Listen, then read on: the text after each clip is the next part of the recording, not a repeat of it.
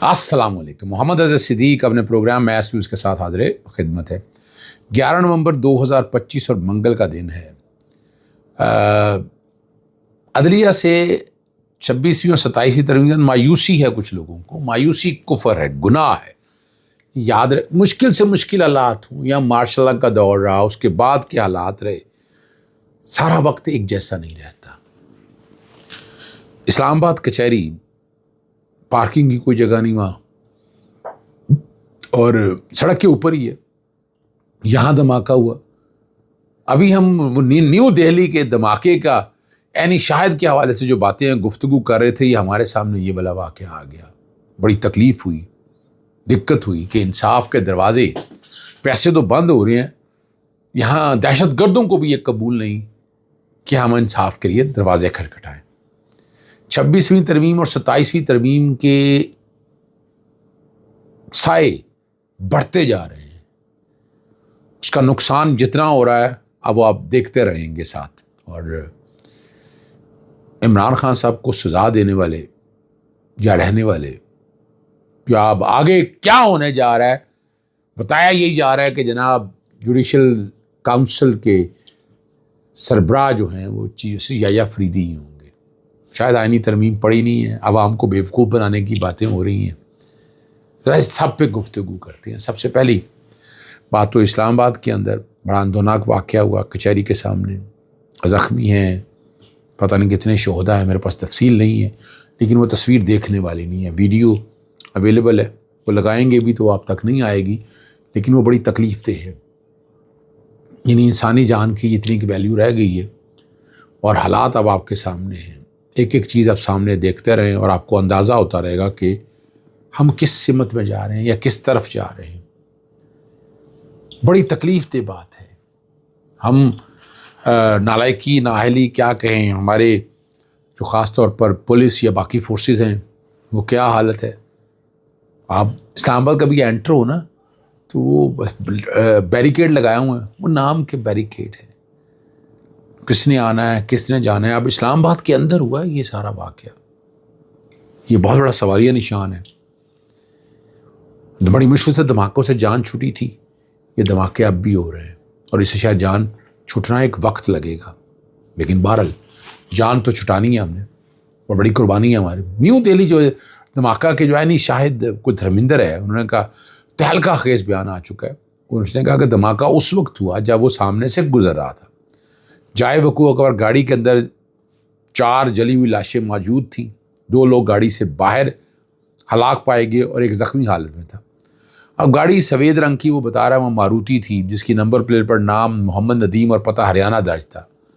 مگر حیرت انگیز طور پر امیت شاہ اور سرکاری میڈیا اسے بنیادی طور پر بتا رہے ہیں کہ یہ کیا ہے، اور جس شخص کا ندیم نام بتایا جا رہا ہے اسے مختلف بیانوں میں کبھی سلمان اور کبھی طارق کے طور پر یہ بتانا یہ چاہتے ہیں کہ یہ پاکستان پہ ٹھوسنا چاہتے ہیں. اصل جو بات ہے یہاں، اور عینی شاہد کے مطابق گاڑی کے اندر ہی 4 سے 5 لوگ مارے گئے.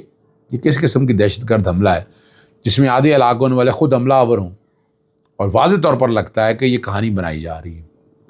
اور حیران کن بات یہ بھی ہے، دھماکے سے کچھ گھنٹے پہلے ہی سرکاری ادارہ اور خفیہ ایجنسی سے وابستہ اکاؤنٹس پر آپریشن سندور 2 اور بار بار مواد آنے لگا، جس میں بڑے دھماکے کی پیش کی نشاندہی بتائی جاتی. پھر دھماکہ ہو گیا. اور کیا یہ محض اتفاق ہے یا کچھ سوچا سمجھا منصوبہ؟ اب بھارت کی حکومت ہمیشہ کی طرح ایسے بیانیوں پر ڈٹی رہتی ہے اور حقائق سے نظریں چراتی رہتی ہیں. بھارت پاکستان کا ازلی دشمن ہے، اور ہم پاکستانی بھارت کے ساتھ اس کے منطقی انجام کی طرف لے کے جاتے ہیں. ہمارا بڑی وضاحت کے ساتھ چیزیں ساری سامنے آ چکی ہیں. اب دہلی میں جو ہے نا خون بہا کر جو ہے نا انتخابی ماحول گرم کرنے کا تاثر یہ پکڑ رہا ہے، اور بہار کے انتخابات سر پہ ہیں جو 6 نومبر سے 11 نومبر تک جاری رہیں گے. سوال یہ ہے کہ یہ طاقت کے اصول کے لیے خونی کھیل تھا، کیا محض سیاسی فائدے کے لیے معصوم جانیں قربان کر دے گی؟ حقیقت کیا ہے یہ آنے والا وقت بتا دے گا، لیکن سمجھ آپ کو جانا چاہیے کہ مودی کا کردار کیا ہے. اور اب دیکھنا یہاں پاکستان کے اندر بھی دھماکے کا ہو جانا بڑی تکلیف دہ بات ہے. اور یہ کہیں جنگ کی طرف تو نہیں باتیں لے جا رہی. چلیے اللہ تعالیٰ آسانی رکھے. 26ویں اور آئین ترامیم کے بعد ہائی کورٹ میں کارروائی کا انداز اب بدلتا جا رہا ہے اور جیل میں ملاقات نہ کروانے پر دائر توہین عدالت کی درخواست میں سلمان اکرم راجہ کی جانب سے موقف پیش کیا گیا. تاہم جسٹس زرباب محمد طاہر نے یہ ٹویٹر والا کیس ہے یہ والا کہ فریق کو طلب کیا اور نہ ہی کوئی تاریخ ہے. عدالت نے فوری طور پر نوٹس جاری کرتے ہوئے متعلقہ فریقین سے جواب طلب کر لیا. اب عدالتی حکم کے بجائے باوجود عمران خان سے ملاقات نہ کروانے پر سیکٹری داخلہ، جیل سپرنٹینڈنٹ اور دیگر حکام کو نوٹس جاری کر دیا. اسسٹنٹ اٹارنی جنرل کو ہدایت کی کہ سلمان اکرم راجہ کے جیل کا معاملات دیکھیں اور جسٹس زرباب محمد طاہر نے ریمارکس دیے کہ اگر وکیل صاحب جیل میں ملاقات نہ کر سکیں تو ٹویٹر ایکس کیس میں ہمیں کیسے معاونت کریں گے. اور دلچسپ مقابلہ بھی ہو، آپ کے تحریری حکم کے باوجود آخری منگل کو ملاقات نہیں کروائی گئی، حتیٰ کہ ایس ایچ او اعزاز نے عدالتی حکم پر عمل درآمد ہی نہیں کیا. اور درخواست کی عدالت یہ کہا گیا کہ ڈپٹی رجسٹرار جوڈیشل کو بھی ہمارے ساتھ بھیج دیں. اگر اس پہ جواب دیا کہ نہیں ہم ساتھ نہیں بھیج سکتے، اور عدالت نے یقین دلایا کہ نوٹس جاری کر دیا ہے، قانون کے مطابق کارروائی ہوگی.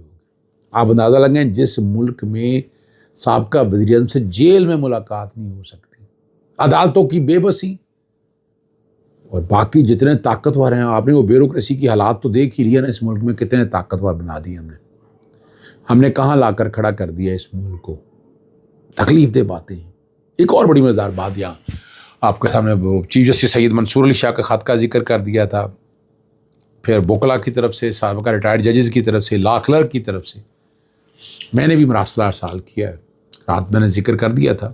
وہ صدر کو، وزیر اعظم کو اور اس کی کاپیز جو ہیں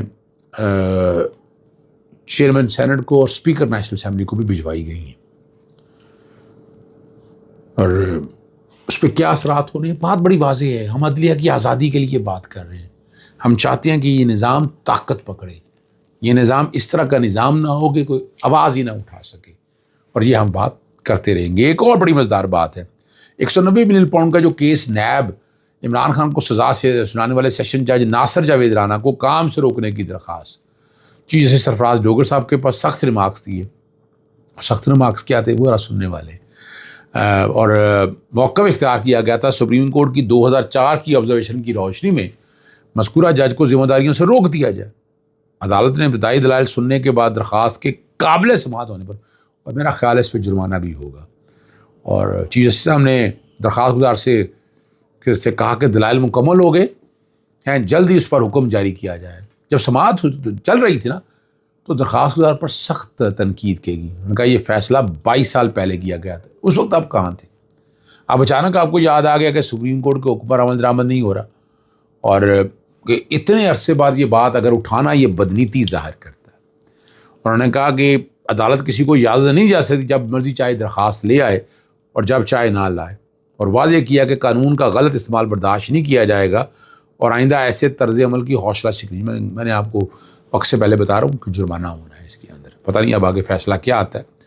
اعظمدین تارڑ نے بڑا ایک زبردست بات ایک کہہ دی ہے کہ چیف جسٹس یحییٰ افریدی چیف جسٹس پاکستان کے طور پر رہیں گے. سپریم کورٹ تو نہیں رہے گی، چیف جسٹس ہی رہیں گے، بس بات یہی ہے. سپریم تو آج کل سپریم چائے ہی ہے، بس دیٹس آل. اور وہی جوڈیشل کمیشن اور سپریم جوڈیشل کونسل کی سربراہی کرتے رہیں گے. سربراہی کی بات نہیں ہے، آئین میں جو ترمیم کی ہے دونوں کے حوالے سے بات ہوئی ہے. پتہ نہیں یہ کیسے کہتے ہیں کہ سربراہی ان کے پاس ہوگی، یا سربراہی ہو بھی تو پھر کیا فرق پڑتا ہے جب میجورٹی آپ کے پاس نہ ہو. اور قومی اسمبلی میں 27ویں امندمنٹ کا بل پیش کر دیا گیا اور سینٹ میں پاس ہو گیا تھا. یہاں 224 ووٹ درکار ہیں، وہ بڑے آرام سے ہیں. 237 ووٹ ہیں ان کے پاس، 126 مسلم لیگ نون کے ہیں، 126 مسلم نون کے ہیں، اور 74 پاکستان پیپلز پارٹی کے ہیں. ٹھیک ہے نا جی. اور جسٹس یحییٰ افریدی کی جانب سے 27ویں آئینی ترمیم پر عدلیہ کے کردار کے بارے میں خاموشی کی وجہ اس ترمیم کے بعد اہم عدالتی عہدوں پر فائز ہونا ہے. اور بار کونسلز کے انتخابات نے بھی واضح کر دیا کہ جن صاحبان نے خطوط لکھے ہیں وکلا برادری انہیں کوئی اہمیت نہیں دیتی. اور یہ باتیں ساری جس طرح مرضی آپ کہیں نا، باتیں تو آ گئی. فیصل واڈا نے جو کہا تھا کہ 27ویں آئینی ترمیم ہو چکی ہوئی ہے، صرف پوسٹ فیکٹو اپروول دینی ہے اسمبلی کا کردار بھی آ گیا، لیکن یہ چیزیں ساری آپ کو سامنے بڑی وضاحت کے ساتھ بتاتی ہیں۔ اور فیصل واڈا نے یہ بھی کہا کہ 64 نہیں 67 سینیٹر تھے، اور ایک سینیٹر کل فوت ہو گیا تو اجلاس ملتوی ہو جانا تھا، لیکن اس خبر کو لانے نہیں دیا گیا۔ لوگ بات کر رہے ہیں ساری بڑی وضاحت کے ساتھ بتا رہے ہیں، ورنہ کیا ہونا تھا، اجلاس ملتوی کرنا پڑنا تھا آپ کو۔ وہ اتنی جلدی ہے کہ نہیں ختم کر رہے ہیں۔ ہم نے تو کوشش کی ہے کہ اس پہ عوامی رائے لی جائے، عوامی رائے لی جاتی ہے یا نہیں لی جاتی۔ اجازت چاہتا ہوں، السلام علیکم، اللہ حافظ، پاکستان زندہ باد۔